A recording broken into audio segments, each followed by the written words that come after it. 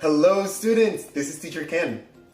I was talking with one of you guys about how there is always this point when you are learning English, especially if you are learning English on your own, if you are self-taught, where you have the information, you have the vocabulary, but you just don't know how to practice and you don't have anyone to practice with.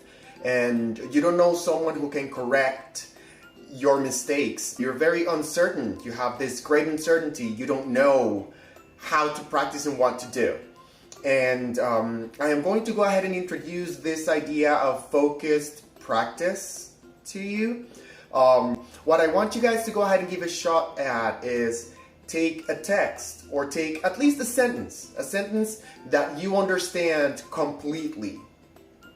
And you're going to take this idea that you understand completely and you're going to divide it into smaller parts, and you're going to go ahead and substitute one part, and you're going to see if that change that you made still lets the entire sentence make sense.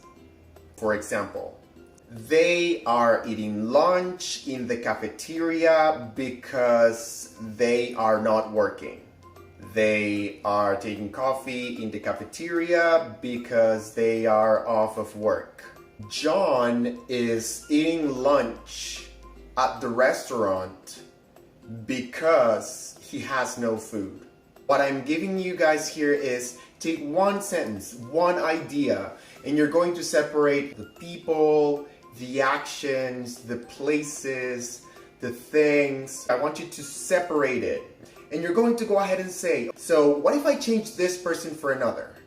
And what if I change this action for another action? How about if I change this place for another? Because when you have one sentence that you already understand fully, it is in the correct structure. And when it comes to structure, you don't have to think so much about the grammar. Oh, verb, adverb, adjective. Sometimes you don't understand all of those words. They might get mixed up in your head. That is completely fine. Think of basic terms that you do understand. Don't think of subject, think of the person. Don't think of the verb, think of an action. Don't think of adjective or adverb, think of a description. When you do this substitution exercise, you're going to go ahead and retain the correct structure and explore your vocabulary.